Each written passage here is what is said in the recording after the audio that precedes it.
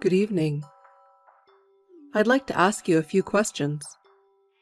Annie, is this a good time? Good evening, Jim. I'm just finishing up with some chores. It's all right. How are you doing? Tomorrow you and Stuart will be at home, right? Yes. Stuart, who works in another city, is coming here for a meeting at the head office, so he will be home from tomorrow until Saturday or Sunday. Since it's so important, I'm taking a day off tomorrow too. So we'll both be home all day tomorrow. If you don't mind, I was thinking of showing up too, if that's okay.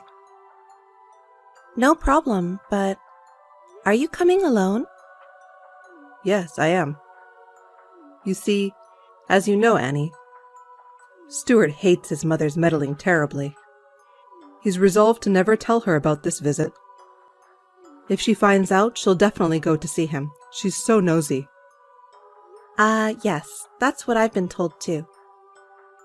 So that's why I'm bringing it up. I'm going to go out in the morning and say, I'm going to see a local friend of mine who's in the area. Actually, I'm not lying, because I'm really going to meet my friend. I'm going to visit my friend, and then I'm going to see you both for the first time in a long time. Is that okay? I see. No problem. Well then, I'll let Stuart know the plan. Thank you. So tomorrow, after I meet my friend, around 1 p.m., I'll come to your place. Is that all right? Yes, I'll be waiting for you. Annie, I'll need you to do some housework over here tomorrow. Take the day off from work to come. Can you reply? What? Don't say what. Say yes. That's the only acceptable response. Also, when you come here, come by car, not public transit. I'm going to the supermarket, and I'll have lots of heavy groceries. I can't tomorrow. I have important things to do. Huh? Some errand? Are you saying there is something more important than helping your mother-in-law? I just told you the only acceptable response is yes. I'm afraid I can't, even though normally I would. The timing doesn't work for me. Tomorrow's errand is really important to me, and it's my #1 priority. I'm sorry, but I can't help you, Susan. If you could ask me on a different day, we can set something up. But if you ask me out of the blue... It's just a little housework and some shopping. You're not close enough to go there and come back quickly, so it's difficult. Hey, what is it you're doing if an hour and a half out of your day is a hassle? You must be so disorganized or lazy. You really have a hopeless personality, don't you? You are so useless. No matter what you say, there will be no change of plans. Bye now. Hello, Annie. Hello, Jim. I've called Stuart, but I think I'll be arriving there in about 20 minutes. Yes, take your time. I'll be waiting for you. Hey, idiot! What time are you coming over here? I've been waiting until now. I still have all the cleaning and shopping to do. You are the daughter-in-law. You're the one who's supposed to be doing all the housework, and you're the one who left it all undone. So get your ass over here. Come here in half an hour. You'll have to prepare dinner, too. This is your punishment for talking to me like a smartass. I'll let you off with this much, so be grateful and come and do it. Don't be lazy. Come quickly. Oh my God, Susan. I told you I was busy and you ignored me. I told you that my needs as mother-in-law should come first. Not in this situation. You should at least do the housework in your own home yourself. Oh, you're such a moron. You idiot wife. If you can't listen to me, you have no value. Now, divorce my son and get the hell out of my life. Susan, you might want to stop being so abusive to me. Huh? That's a terrible accusation to call me abusive. I'm just trying to discipline my moronic daughter-in-law who doesn't listen to me. Your husband Jim is very angry. What?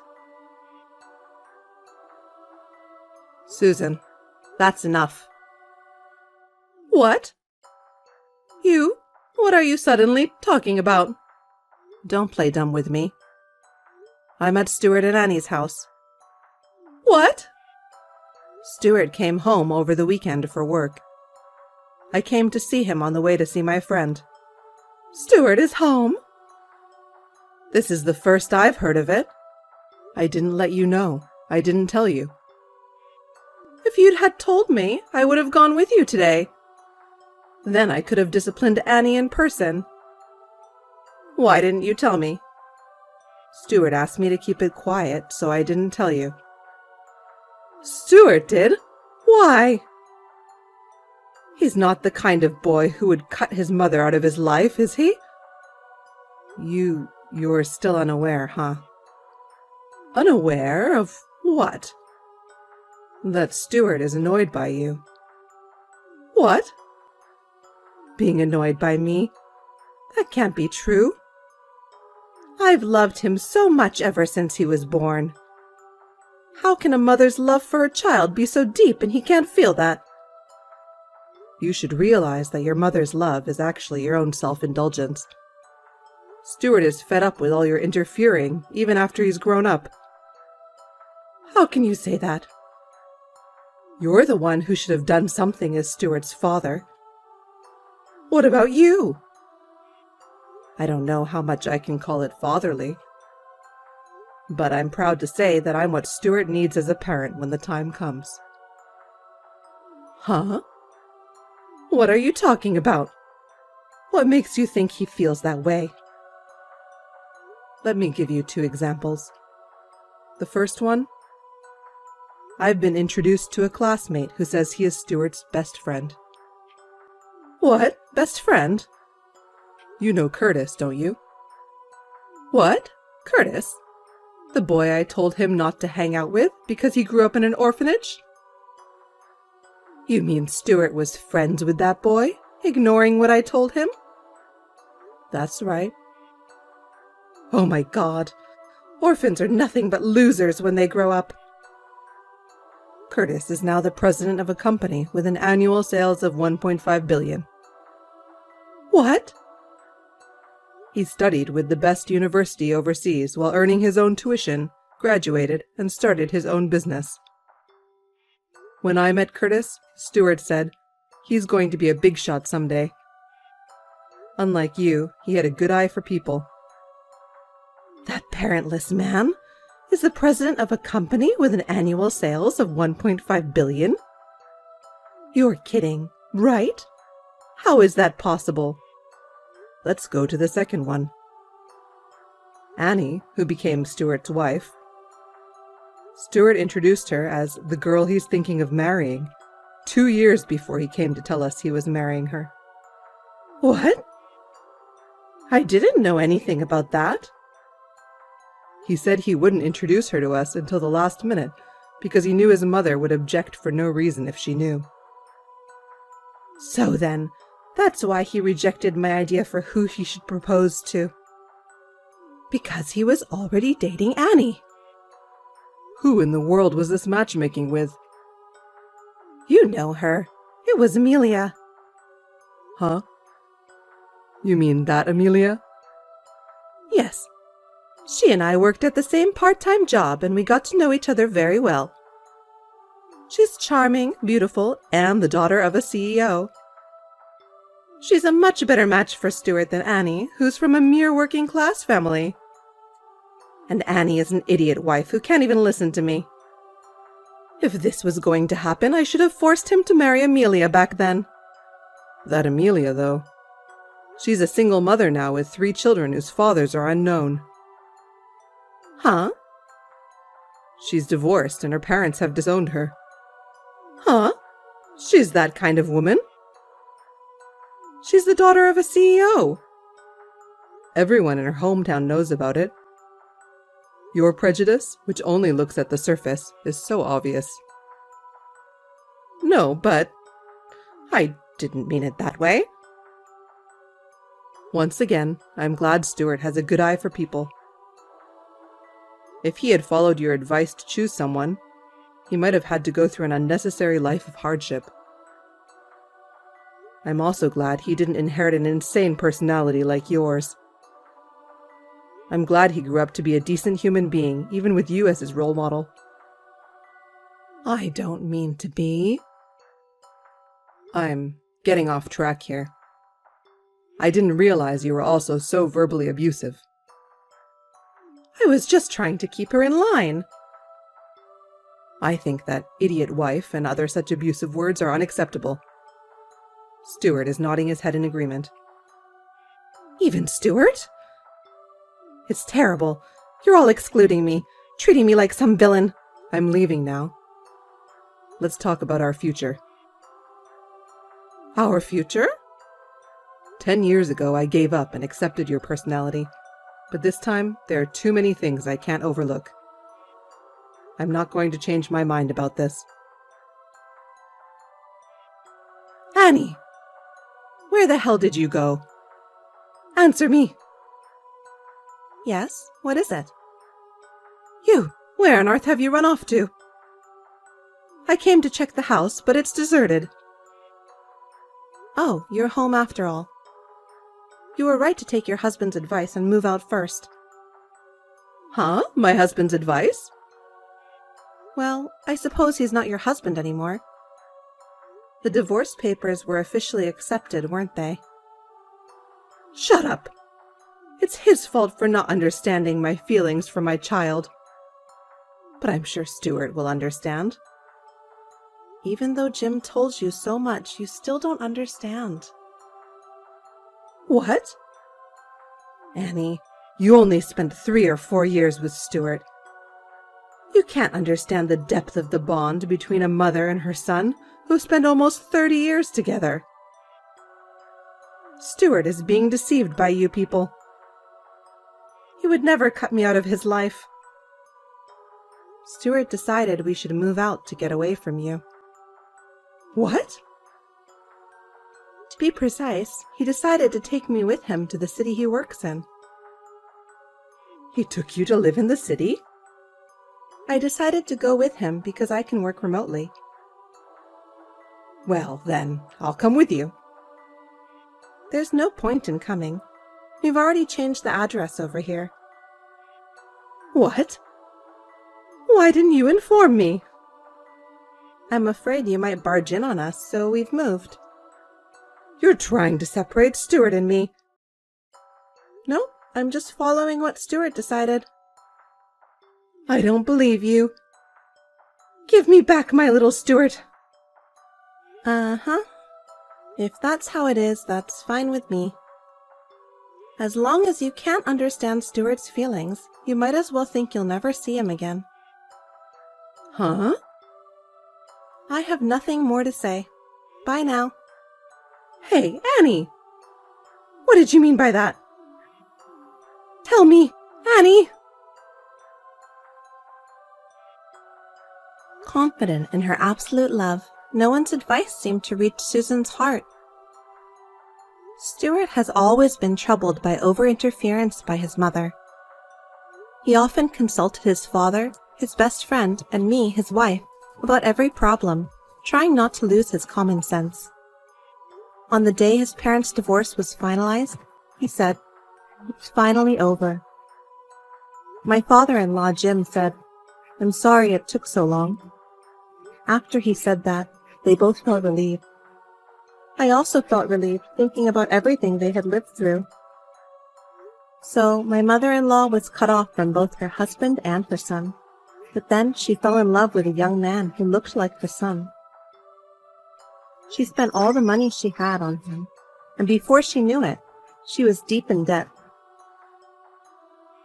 I'm afraid of what happens to people who can't stop themselves, but I have no intention of helping her at all. Stephen, can you make some time for me? I have a question I want to ask you. Can I call you? Oh, now? Right now, if possible. It's important. What's so important? I'm in the middle of a conversation with my parents. Can't I call you when I get home? I'm calling because I want to hear from you as soon as possible. If you can't take the call, you can just text with me. I guess I don't have a choice. So, what is it? My bank book and my credit card I left in the safe are missing. Do you know anything about it? They were definitely there last week, but when I looked just now, they're gone. Did you move them somewhere else? Oh, about that. I withdrew the entire amount in the last few days and gave it to my dad. What do you mean? All of it? That was $30,000, wasn't it? Why did you do that? Look, I'm rebuilding my parents' house. They said it was $25,000 more than they had planned for some reason. I looked at the bank book in the safe and found your $30,000, so I thought it was perfect.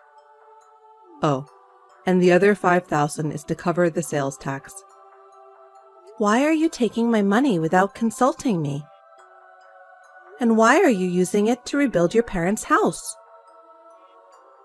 Well, we're going to live together in the future. What? It's a 2-family house for my parents' retirement, and we should pay for it too, right? Wait a minute. What do you mean, live together?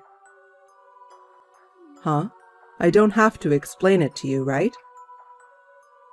We are the eldest son and daughter-in-law. We're supposed to take care of our parents when they get old. So it's only natural that we live with them. You are the eldest son's wife, right? So that's why. You should have been prepared for that from the time we got married. What are you talking about, Stephen? I really have no idea what you're saying. What? This rebuilding to a 2-family house is for your sister to move in, not us. It's so they can live with your sister and her husband. What? Why would you think that? We talked about it when we got together in the summer, right? Your sister's husband, for some reason, wants to leave his parents and move in with yours. So, because of that, we discussed them living with your parents. You said, okay, and kind of gave the go-ahead. Don't tell me you don't remember that. Huh? What's that about? I know he was going on about something, but was it about moving into that house? I don't remember that at all. I remember you were drunk the whole time, drinking in the middle of the day. So you didn't think anything of it. That's, Your father and mother are more comfortable with their own daughter. So, in other words, they'd prefer to live with her rather than me. That's already in the process of being discussed with them.